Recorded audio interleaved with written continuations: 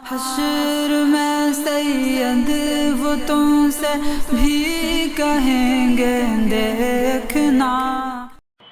دنیا کے لوگ مکے مدینے جا کے ساری زندگی کا جھوٹ چھوڑ کے واپس آتے ہیں کہ ہم جھوٹ نہیں بولیں گے، ہم نیک کام کریں گے اور سچ بولیں گے۔ سمجھ میں آ رہی ہے بات؟ یہ جھوٹا ایسا بدماش تھا کہ یہ ہندوستان سے مکے مدینے جا کے جھوٹ بول کے آیا ہے۔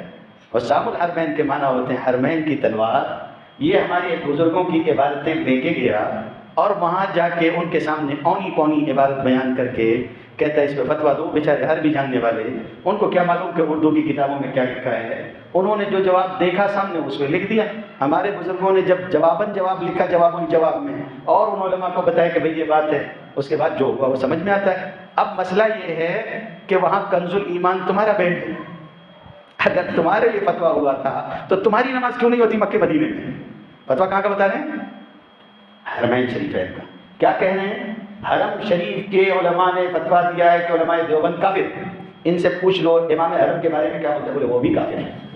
سبحان اللہ۔ نماز پڑھتے ہو حرم کے امام کے پیچھے؟ اور صاحب الحرمین بتا دیتے ہیں۔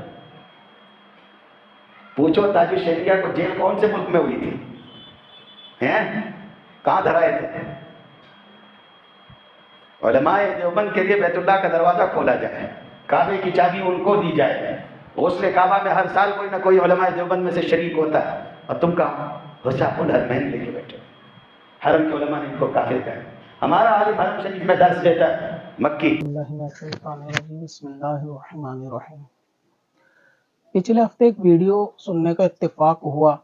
ایک غیر معروف شخصیت مولانا مفتی حسنین نعمانی دیوبندی صاحب کی ویڈیو تھی، جس کے اندر انہوں نے سنی دعوت اسلامی کے ایک مبلغ کو مناظرے کا چیلنج کیا۔ یہ گفتگو تو پرسنلی یعنی انڈیویجول کسی کے لیے تھی کہ انہوں نے اپنے بیان میں کیا کیا، اس کے جواب میں پھر نعمانی صاحب نے کیا کیا یا کیا کہا، وہ ان کا ایک معاملہ الگ تھا۔ لیکن دوران بیان اس 18 منٹ کی ویڈیو میں کچھ باتیں مفتی حسنین دیوبندی صاحب نے اعلیٰ حضرت عظیم البرکت کے تعلق سے خصوصاً نازیبہ الفاظ کے ساتھ اور حضور تاج الشریعہ رحمۃ اللہ تعالی علیہ کے بارے میں بھی اس ویڈیو کے اندر کہے، اور بعض اپنی روایتی انداز کو جاری رکھتے ہوئے آدھی ادھوری باتیں لوگوں کے سامنے پیش کر کے لوگوں کے درمیان جھوٹ پھیلانے کی کوشش کی، جیسا کہ ان کے پچھلے بڑے اور موجودہ چھوٹے بھی آج تک کرتے رہے ہیں کہ اپنے مکر و فریب سے یہودیوں کی طرح آدھی عبارت پہ ہاتھ رکھ کے آدھی کو پڑھ کے بتاتے اور آدھا قصہ بیان کر کے لوگوں کے اندر وسوسے پیدا کرنے کی کوشش کرتے ہیں۔ اس ویڈیو کلپ کے اندر جو آپ نے سٹارٹنگ میں سنی اعلیٰ حضرت عظیم البرکت رحمۃ اللہ تعالی علیہ کے بارے میں کہ وہ شخص معاذ اللہ جھوٹا تھا اور لوگ حج پہ جاتے ہیں توبہ کرنے کے لیے، اور وہ یہاں سے جھوٹ لکھ کر عبارتوں کو موڑ توڑ کے عرب کے سامنے پیش کیا اور ان سے جو ہے وہ فتویٰ لے لیا۔ لیکن جب صحیح عبارت عرب والوں کو پتہ چلی تو کیا ہوا یہ سب جانتے ہیں۔ تو جو ہوا وہ انہوں نے کھل کے نہیں بتایا، پہلی چیز۔ دوسری چیز، اس کے اندر تاج الشریعہ کے سعودی حکومت کے گرفتاری کا معاملہ انہوں نے بیان کیا، اس کو بھی ادھورا بتایا، پورا نہیں بتایا۔ تیسری چیز، کنز الایمان کے بین ہونے اور موجودہ دور میں وہابی حکومت کے پیچھے امامت کے تعلق سے اور اپنے علماء کے وہاں بیان کرنے کے تعلق سے ویڈیو کے اندر بیان کیا گیا۔ سب سے پہلے ایک چیز کو سمجھنی چاہیے کہ اعلیٰ حضرت عظیم البرکت کا جو وقت رہا ہے جس کے اندر دیوبند کے بڑے اکابر کے خلاف کفر کا فتویٰ لیا گیا ہے، وہ وقت اور آج کا موجودہ وہابیت کا وقت یہ دونوں ایک نہیں ہیں۔ یعنی اس وقت کے درمیان صدی کا فرق ہے۔ وہ حکومت جس وقت فتویٰ لیا گیا ہے ان کے نظریات اور اعتقادی طور سے وہ سنی حنفی ہوا کرتے تھے، یعنی ان کا تعلق اور عقائد نظریات وہی ہیں جو آج اہل سنت و جماعت المعروف بریلوی حضرات کے ہیں۔ اور موجودہ دور میں جو حکومت ہے وہ غیر مقلد وہابیوں کی حکومت ہے۔ تو لہٰذا عوام کے اندر یہ جھوٹ بولنا کہ اگر اعلیٰ حضرت نے وہاں پر فتویٰ لیا اور دیوبندیوں کو کافر قرار دیا تو اب یہ خود ان کے پیچھے نماز کیوں نہیں پڑھتے؟ تو یہ حکومت اور وہ حکومت ایک نہیں ہے، دونوں کے اندر 100 سال سے زیادہ کا فرق ہے۔ اور یہ میں آپ کو آپ کے گھر کے ریفرنس سے بتاؤں گا کہ موجودہ حکومت کس طرح سے وہاں پہ قائم ہوئی ہے اور کس طرح سے عثمانی حکومت کو ختم کیا گیا ہے، اور یہ دلیل آپ کے اپنے بڑے دے رہے ہیں۔ اور جو نادر شاہ کی تحریک تھی ایران کے خاتمے کے لیے، اور عثمانیوں نے جو کچھ لکھا تھا اور عثمانیوں کے خلاف یہ کس طرح ہوئے، اور خاص طور پہ ان وہابیوں نے مدینہ منورہ میں کیا کیا۔ انگریز ہے، شاید ہڈسن اس کا نام ہے، ایسے ہی کچھ نام ہے، اس پہ ہم نے لکھا بھی ہے، اس کی آپ پڑھ لیں۔ اس نے جو اپنی یادداشتیں لکھی تھیں اور اس کے انتقال کے بعد اس کی بیوی نے چھپوائی تھی کہ کس طرح برطانیہ کے ساتھ سازشیں کر کے انہوں نے حرمین شریفین میں عثمانیوں کو ختم کیا۔ محمد بن عبد الوہاب کو کیوں آخر شامی جیسے فقیہ نے لکھا کہ یہ خارجی ہے۔ تاریخ کا یہ سارا تاریخ پہلو حضرات کے سامنے ہوتا تو شاید تحریر نہ فرماتے۔ دوسری چیز آپ نے کہا کہ ان عرب والوں کو عربی نہیں آتی تھی، لہٰذا اردو کی عربی آتی تھی، لہٰذا اردو نہیں آتی تھی، اور اردو عبارتوں کو تھانوی صاحب کی کتاب سے پیش کر کے عربی میں ٹرانسلیٹ کر کے ان کو پیش کر دیا گیا، جیسا پیش کیا گیا وہ انہوں نے اس کے حساب سے فتویٰ دیا۔ تو مفتی حسنین صاحب بقول ان کے کہ یہ درس بخاری دیتے ہیں، تو میں آپ کو یہ بتا دوں کہ وہ عربی عبارت جو پیش کی گئی تھی ان کے موجودہ دور میں اصل نسخے اردو عبارتوں میں آج بھی چھپ رہے ہیں، تو آپ اپنی عوام کو وہ اردو ہی پڑھ کے بتا دو اور لوگوں سے پوچھ لو کہ یہ لکھا ہوا ہے اردو میں۔ ہندوستان والوں کو عربی جاننے کی ضرورت نہیں ہے، تو جو اردو میں لکھا ہوا ہے وہ اس کو پڑھ کر یا سن کر ہی فیصلہ کر لیں گے کہ کس نظریے اور کس معاملات کے اوپر عرب کے علماء نے کفر کا فتویٰ دیا۔ دوسری چیز اس کے اندر آدھی ادھوری یہ بولی گئی، سننے میں ایسا لگا کہ جیسے گویا 2-4 مفتیوں نے اس پر فتویٰ دیا ہو اور 2-4 مفتیوں کو فتویٰ لے کر عبارتوں کو توڑ موڑ کے پیش کر دیا گیا ہو، جبکہ ایسا نہیں تھا۔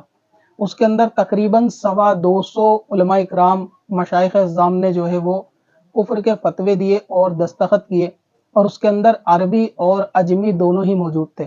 تو عوام کو یہ مغالطہ دینا کہ عرب والوں کو اردو عبارت کی ٹرانسلیشن پیش کر دی گئی، ان کے سمجھ میں جو آیا عربی میں انہوں نے اس کے حساب سے فتویٰ دے دیا، یہ ایک جھوٹ ہے، اور یہ ایک مکر و فریب عوام کو فتنے میں ڈالنا اور عوام کے درمیان بدگمانی پیدا کرنا ہے، جبکہ اس میں عرب اور غیر عرب دونوں علماء کے دستخط موجود ہیں، اور وہ کوئی 2-4 علماء نہیں تھے بلکہ 250 سے زائد تھے۔ اور آپ نے کہا کہ جواب لکھنے کے بعد میں کیا ہوا، تو وہ یہ ہوا کہ صرف 2-4 نے رجوع کیا، باقی 230 کے قریب 220 کے قریب غالباً علماء کا فتویٰ وہی رہا جو تھا۔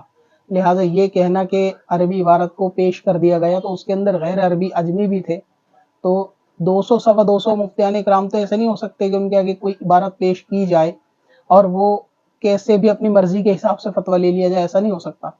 دوسری چیز یہ ہے کہ وہ عربی کی عبارت کو جو ٹرانسلیٹ کیا گیا تھا اس کی اصل اردو تو آج بھی موجود ہے، تو آج ہی اردو کی عبارت تو آپ دیکھ لو اور اسی میں پتہ چل جائے گا کہ وہ توہین پر مبنی ہے یا نہیں ہے۔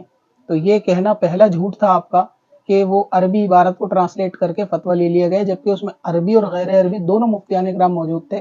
تو جو غیر عربی تھے یا جو ہندوستان کے بھی تھے تو وہ اردو کو سمجھتے تھے۔ ہندوستان کے اندر بھی کافی علماء نے اس میں فتوے دیے کفر کے کہ جو اردو کو سمجھتے تھے، جن کا تعلق نہ بریلویت سے تھا نہ دیوبندیت سے تھا، وہ صحیح العقیدہ سنی تھے، جن کو آج کے دور میں یعنی آپ جن کو بریلوی کہتے ہیں ان کے عقائد تمام وہی تھے۔ تو یہ وہابیت حکومت کے لیے یعنی لوگوں کے اندر یہ پوائنٹ نوٹ آؤٹ کروانا کہ دیکھو وہابیوں سے، عرب والوں سے، دیوبندیوں کے خلاف فتویٰ لیا اور اب خود ان کے پیچھے نماز نہیں پڑھتے، حالانکہ یہ دونوں باتیں جدا ہیں۔ ابھی جن کے پیچھے نماز نہیں پڑھتے یہ وہ عثمانی حکومت کے لوگ نہیں ہیں کہ جن سے فتویٰ لیا گیا تھا، اور اعلیٰ حضرت کا وقت 100 سال پرانا تھا، تو جو فتویٰ لیا گیا تھا وہ صحیح العقیدہ سنی حنفی لوگ ہوا کرتے تھے عثمانی حکومت کے دور کے، اور آج جو حکومت ہے وہ حکومت نہیں ہے بلکہ وہ وہابیوں کی حکومت ہے۔ عبد الوہاب نجدی نے کتاب لکھی ہے، اس کا تعارف نہیں، میں کیوں تعارف کرا دوں بھائی، وہ گمراہی کا سرچشمہ اور وہابیت کا امام۔ ٹھیک خبر لی ہے محمد بن سلمان نے بھی، اس نے کہا ایک عام آدمی تھا، جیسے عرب مشائخ ہوا کرتے تھے قبیلوں کے سربراہ، اس میں کیا ایسی خاصیت۔ محمد بن عبد الوہاب نے کہا میں بھی اس حدیث پہ عمل کروں، چنانچہ وہ اونٹنی نے سارا مطاف ہی گندا کر دیا، لوگ طواف ہی نہ کر پائے۔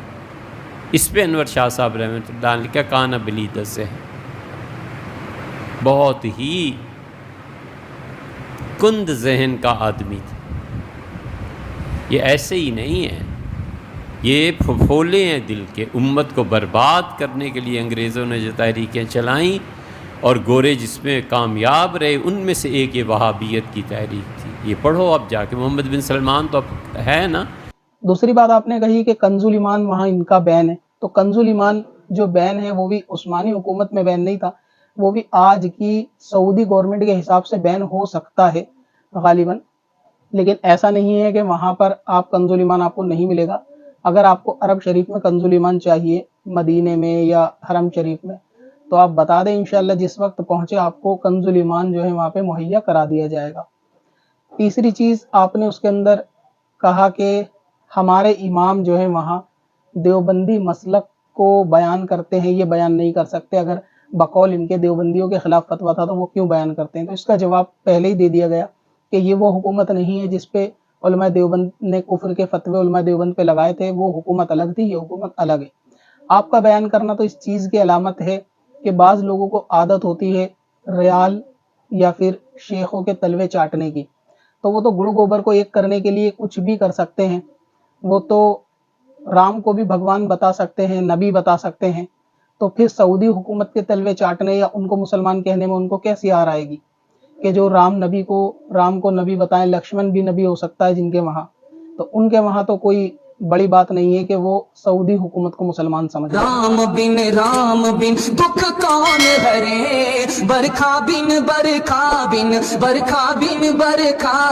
ساگر کون بھرے۔ اوم ایک ہے، اللہ ایک ہے۔ تو مجھے ایسا لگتا ہے کہ شری رام چندر جی کے بارے میں اور شری کرشن جی کے بارے میں، دونوں کے بارے میں لکھا ہے، کتاب لکھی ہے کہ وہ نبی تھے۔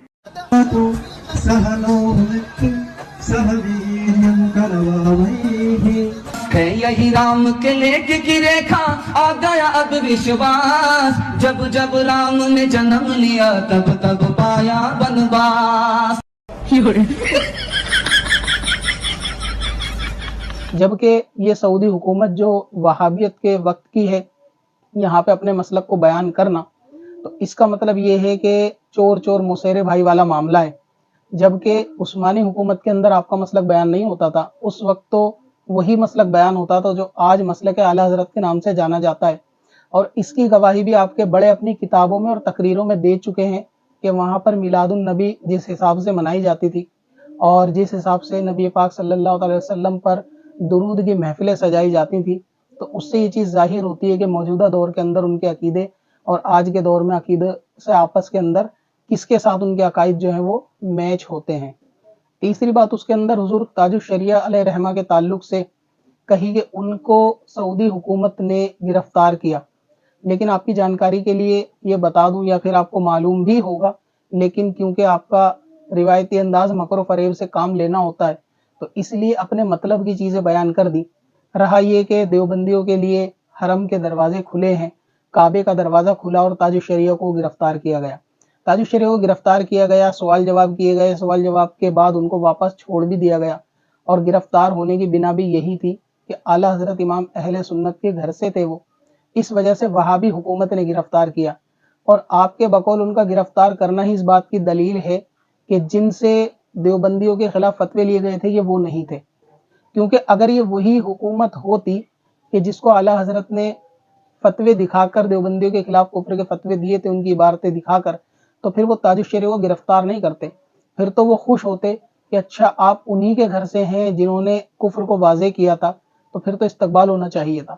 تو یہ ان کی گرفتاری بتاتی ہے کہ یہ عثمانی حکومت والے نہیں تھے، یہ حکومت وہابیوں کی الگ ہے، اور دونوں ٹائم پیریڈ بالکل الگ الگ ہے۔ دوسری بات، کعبے کا دروازہ امام اختر رضا کے لیے بھی بعد میں کھولا گیا رحمۃ اللہ تعالیٰ علیہ۔ یہ بات آپ نے عوام کو نہیں بتائی کہ بعد میں سعودی گورنمنٹ نے معافی مانگتے ہوئے ان کو واپس انوائٹ کیا اور کعبہ شریف کا دروازہ کھول کے اندر کی وزٹ کرائی گئی۔ تو یہ آپ کا کہنا ہے کہ گرفتار کیا گیا آدھی ادھوری بات ہے، بعد میں معافی مانگ کر واپس بلا کر اور وزٹ کرانا کعبہ شریف کے اندر، یہ دروازہ اختر رضا رحمۃ اللہ تعالیٰ علیہ کے لیے بھی کھولا گیا تھا، یہ بات آپ کو عوام کو بتانی چاہیے۔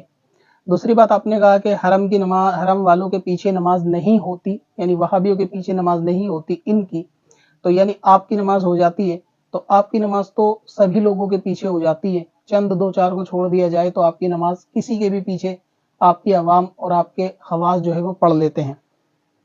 اگزامپل کے طور پہ آپ اپنا یہ فتویٰ دیکھیں، آپ نے کہا کہ وہابیوں کے پیچھے نماز جو ہے وہ ہو جاتی ہے، اس کو میں اسکرین شاٹ لگا بھی دوں گا انشاءاللہ، جس کے اندر یہ لکھا ہے بریلوی حضرات کے تعلق سے کہ آپ نے کہا کہ ہم تو ان کو مشرک، ان کے شرک میں جو ہے وہ تعویل کرتے ہیں اور مشرک نہیں سمجھتے، نماز ان کے پیچھے پڑھتے ہیں۔ اور آپ کے دیوبند کا فتویٰ یہ ہے کہ جس بریلوی یعنی بدعتی، یہ انہوں نے لکھا ہے باقاعدہ یعنی بدعتی، جس بریلوی بدعتی کے اعمال عقائد کفر شرک تک نہ پہنچے ہو تو ان کے پیچھے نماز ہو جاتی ہے، لیکن مکروہ تحریمی ہوتی ہے۔ یعنی بریلویوں کے پیچھے نماز پڑھنا آپ کے علماء کے مطابق بھی مکروہ تحریمی ہے، اس نماز کو واپس دہرایا جائے گا۔ دوسری بات یہ غیر مقلد کے تعلق سے، وہابیوں کے تعلق سے بھی یہ آپ کا فتویٰ ہے، آپ نے کہا کہ دارالعلوم دیوبند کا، کہ آپ کے وہاں وہابیوں کے پیچھے آپ لوگ نماز پڑھ لیتے ہیں، اور آپ کا فتویٰ یہ ہے کہ نماز پڑھنے سے غیر مقلد کے پیچھے بچنا چاہیے، یعنی ان کے پیچھے بھی نماز نہیں پڑھنی چاہیے، مجبوری نہ ہو تو پھر بریلویوں کے پیچھے بھی اور غیر مقلد کے پیچھے بھی ان کی اقتداء میں نماز نہیں پڑھنی چاہیے۔ تو آپ کا یہ جھوٹ کہ ہم وہابیوں کے پیچھے نماز پڑھتے ہیں، لیکن آپ کے بڑے تو یہ کہتے ہیں کہ نماز مکروہ تحریمی ہوتی ہے اور ان کے پیچھے نماز پڑھنے سے بچنا چاہیے۔ رہ گئی عبارتوں کی بات کہ مولانا اشرف علی تھانوی نے جو اپنی کتاب حفظ الایمان، تقویۃ الایمان وغیرہ اور تحذیر الناس کے اندر جو عبارتیں پیش ہیں، اب علم غیب کے تعلق سے آپ نے کہا کہ اس کو عربی میں ٹرانسلیٹ کر دیا گیا، غلط کر دیا گیا، چلیں اردو کے اندر عوام الناس کو آپ اپنی عبارت کو پڑھ کے بتا دیں، جس کے اندر آپ کے حکیم الامت سے یہ سوال ہوا تھا کہ علم غیب کے تعلق سے نبی پاک صلی اللہ تعالی وسلم کو علم غیب ہے یا نہیں ہے، اس کے تعلق سے اس کے جواب میں انہوں نے جو لکھا اس کا مختصر خلاصہ شارٹ اور آسان لفظوں میں عوام کو بتانا چاہوں گا، اس کے بعد غیرت مند لوگ اس بات کا فیصلہ کر لیں گے کہ یہ عبارت کفریہ تھی یا نہیں تھی۔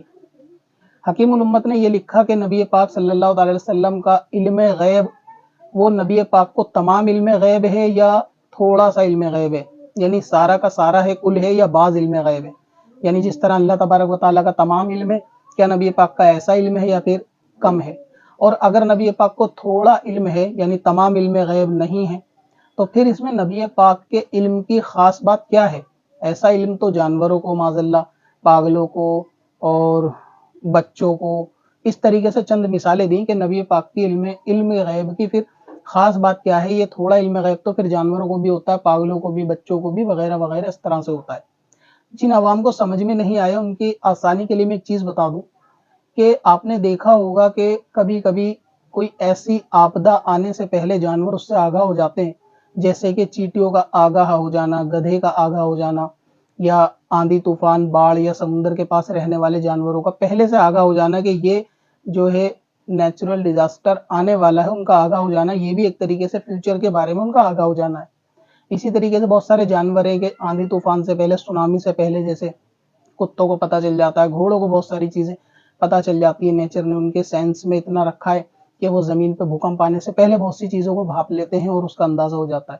تو آپ کے حکیم الامت صاحب اسی طرف اشارہ کر رہے ہیں کہ جس طرح جانوروں کو بھی فیوچر کے اندر ہونے والی چیزوں کا پتہ چل جاتا ہے، علم غیب ہے، تو نبی کے پاس جو اگر علم غیب ہے، کچھ باتوں کا علم غیب ہے، تو نبی کی خاص بات کیا ہے؟ وہ تو جانوروں کو بھی ہے، معاذ اللہ۔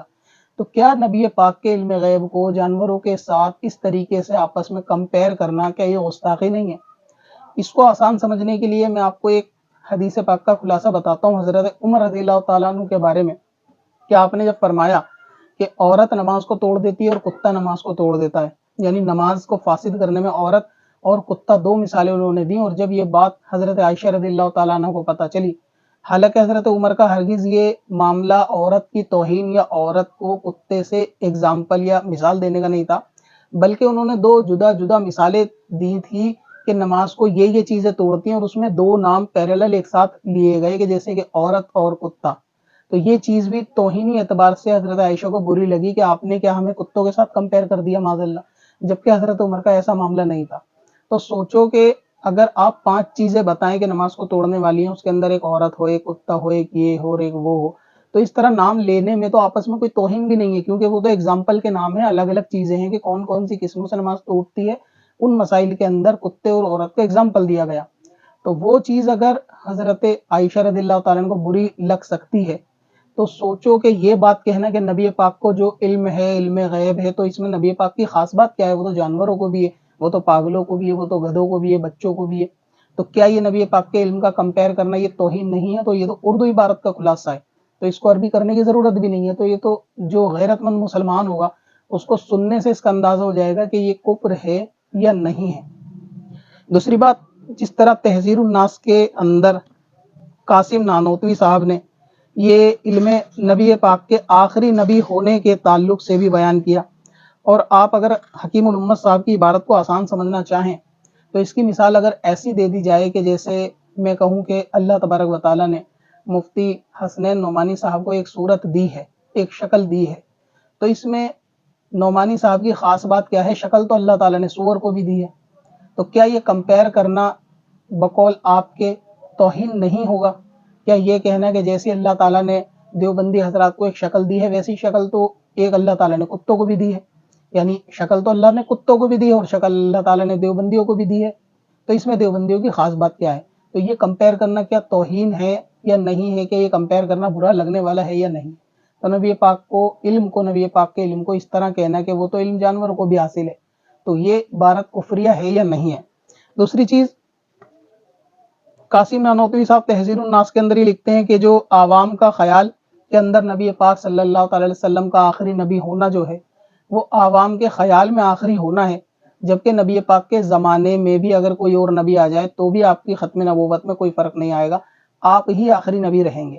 یعنی نبی پاک کا جو آخری ہونا ہے وہ عوام کا خیال ہے، اہل فہم کا خیال نہیں ہے، حالانکہ نبی پاک کا آخری نبی ہونا تمام صحابہ کا خیال ہے. اللہ تبارک و تعالیٰ نے قرآن کے اندر بھی خاتم النبیین کے بارے میں فرمایا. اسی طریقے سے یہ خیال عوام کا نہیں ہے، یہ خیال ابو بکر صدیق کا بھی ہے، حضرت عمر کا بھی، حضرت علی کا بھی ہے. تو آپ کے نانوتوی صاحب نے یہ کہا کہ اگر کوئی اور نبی بھی نبی کے زمانے میں آ جائے تو بھی ہمارے نبی آخری رہیں گے. یعنی کوئی اور نبی منصب نبوت پر بھی فائز ہو اس کے باوجود بھی نبی آخری رہیں گے، یہ بات یعنی عقائد کے خلاف بھی ہے اور لاجک کے خلاف بھی ہے. اگر آخری کے بعد کوئی اور شخص آئے گا تو وہ سیکنڈ لاسٹ ہوگا، پہلے والا آخری نہیں ہو سکتا، کیونکہ اگر وہ منصب نبوت پہ آئے گا تو ہمارے نبی آخری نہیں رہیں گے. تو کیا یہ عقیدہ کفریہ نہیں ہے؟ تو اگر اس بنا پر کسی نے یہ کہہ دیا کہ یہ عقیدہ کفریہ اور اس کو لکھنے والے کافر ہیں تو اس میں کون سی پریشان ہونے والی بات ہے؟ نبی پاک کے علم کی توہین کرنا تو کفر ہے، لکھنے والا بھی کافر ہے. اور اسی طریقے سے آخری نبی کو نبی نہ ماننا اور یہ خیال کرنا کہ نبوت کے بعد بھی کوئی اور نبی آ سکتا ہے کفر ہے. اور تمہاری اسی حرکتوں کی وجہ سے تو پھر قادیانی آ گیا تھا کہ جب نبی کے بعد نبی آ سکتا ہے اور ہمارے نبی آخری رہیں گے تو ٹھیک ہے، میں آ گیا، اور اب ہمارے نبی آخری ہیں. یہی تو ان کا بھی کہنا ہے کہ ہم محمد الرسول اللہ کا کلمہ پڑھتے ہیں لیکن پھر بھی وہ ایک نبی کو مانتے ہیں. تو وہ نبی ماننے کی جو وجہ ہے وہ وجہ یہی ہے کہ آپ نے اس کے دروازے آپ کے بڑوں نے کھولے تھے. اسی طریقے سے ایک اور پیج کے اندر تحذیر الناس کے اندر یہ لکھا ہے کہ انبیاء اپنی امت سے جو ممتاز ہوتے ہیں، باقی رہا عمل میں تو بعض اوقات بظاہر امتی مساوی ہو جاتے ہیں بلکہ بڑھ بھی جاتے ہیں. یعنی نبی جو اپنی امت کے اندر ممتاز ہوتے ہیں نبوت کے معاملے میں وہ تو ممتاز ہوتے ہیں، لیکن جو عمل کا معاملہ ہے امتی نبی سے عمل کے برابر بھی ہو جاتے ہیں اور کبھی کبھی بڑھ بھی جاتے ہیں. یعنی نبی کے عمل سے زیادہ بڑھ جاتے ہیں امتی. تو کیا یہ امتیوں کے لیے یعنی آپ جیسے حضرات کے لیے امتیوں کے لیے یہ تو شرف کی بات ہوگی کہ آپ کے اعمال تو ایسے ہیں کہ جو نبیوں کے برابر بھی ہو جاتے ہیں اور نبیوں سے بڑھ بھی جاتے ہیں، یعنی امت کے اعمال ایسے بھی ہو جاتے ہیں.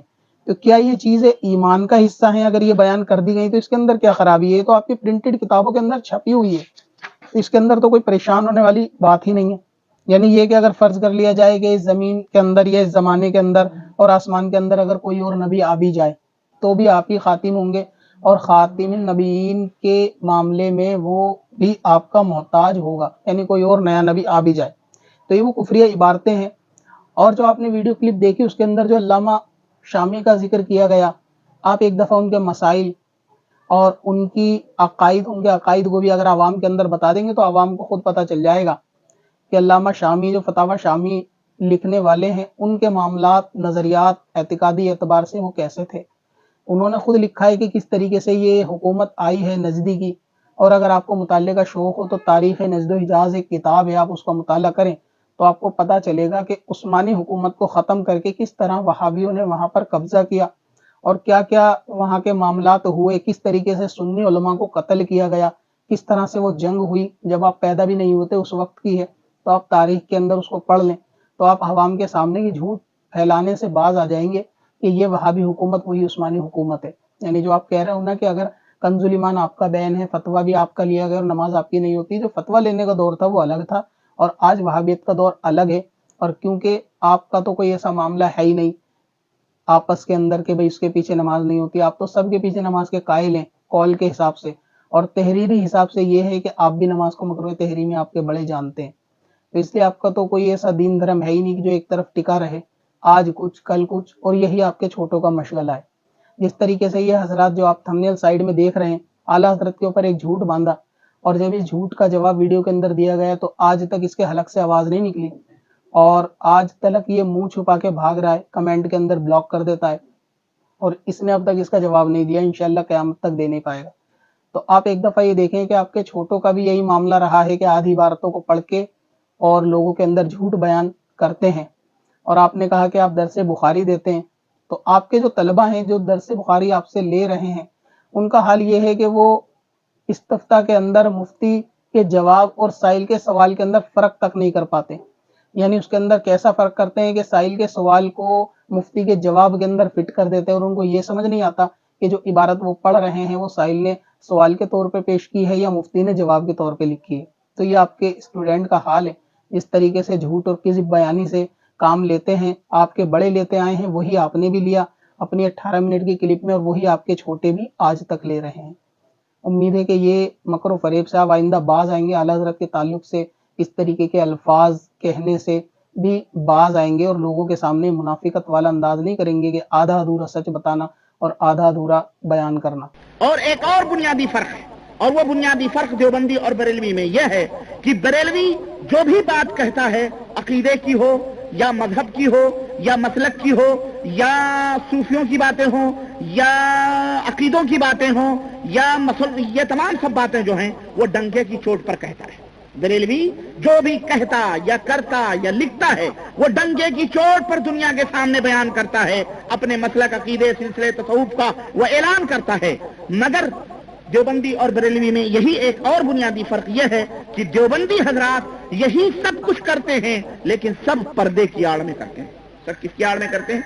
पर्दे की आड़ में करते हैं। बज़ाहिर वो बरेलवियों को ताने देते हैं और उन्हें खबूरी कहते हैं और उन्हें मुशरिक और बिदती कहते हैं और उन्हें नियाज और फातह करने वाला कहते हैं, लेकिन बबातिन यही लोग अपनी किताबों के अंदर अपने अंदरूनी तौर पर आपस में ये लोग जो है वही काम करते हैं, लेकिन ये अपनी किताबों में ये तमाम सब लिखते हैं, अवाम के सामने ये बातें बयान नहीं करते। लेकिन पर्दे की आड़ में ये लोग आपस में मुफाहमत और आपस में दोस्ती के हाथ बढ़ाने की बहुत कोशिशें कर रहे हैं, दोनों मिलने की कोशिश कर रहे हैं। हनफी देवबंदी जो हैं उनकी बहुत कोशिश है बरेलवियों को मना लें, दना लें ताकि ये एक हो जाएं, लेकिन बरेलवी इनको तो मुंह भी नहीं लगाता।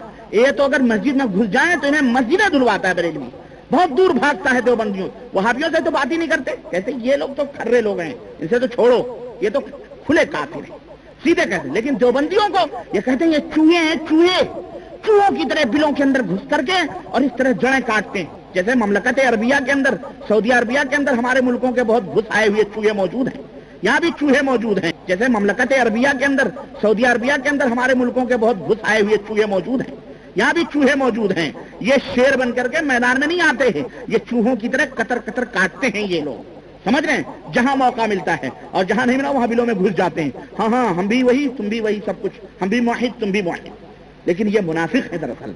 हाँ हाँ हम भी वही तुम भी वही सब कुछ, हम भी मुआहिद तुम भी मुआहिद, लेकिन ये मुनाफिक है दरअसल।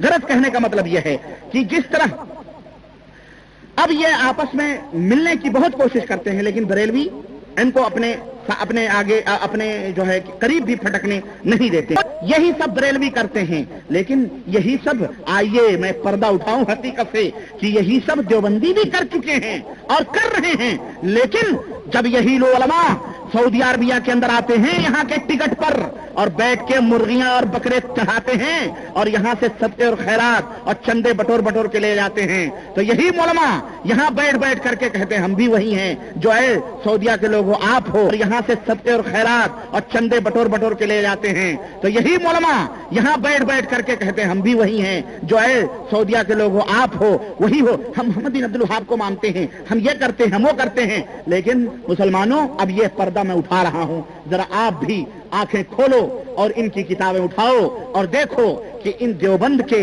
उलमा ने, देवबंद के मौलवियों ने मोहम्मद बिन अब्दुल वहाब, इब्ने क़य्यिम रहमतुल्लाह अलैह, इब्ने तैमिया रहमतुल्लाह अलैह, इनके बारे में क्या क्या गंद फैलाई है। और वो किताबें आज भी मौजूद हैं और आज भी उन कुतुब खानों में बिक रही हैं और छप रही हैं, लेकिन वो उर्दू में हैं, अरबी में नहीं हैं। क्यों? अरबी में आएंगी तो इनके भांडे फूटेंगे, अरबी में आएंगी सऊदियों को पता चलेगा, अरबी में आएंगी यहाँ के मशाइख उसके ऊपर मुत्तला होंगे और फिर उनका आना जाना भी बंद हो सकता है, उनकी ऊपर पाबंदियां भी लग सकती हैं। लेकिन ये सब उर्दू में है। ये सब देखें, यही गालियां देते हैं, बुरा भला कहते हैं, जिस तरह से कि बरेलवी इन मशाइख को गालियां देते हैं। मैं किसी का दिफा नहीं कर रहा, लेकिन मैं एक पर्दा उठा रहा हूं। मैं कहता हूं कि जब भाई तुम वो हो तो फिर छुप के क्यों रहते हो? खुल के आओ सामने, क्यों मुनाफिकत की चादरें ओढ़ के बैठे हो? इसलिए हमें यह मेहनत करना पड़ रही है, तुम खुल के आ जाओ ना सामने। क्यों छुप छुप करके? साफ छुपते भी नहीं, सामने आते भी नहीं। कैसा पर्दा है कि चिलमन से लगे बैठे। चल तुझे भी बख्शवा दूं, तेरी बारी आ गई।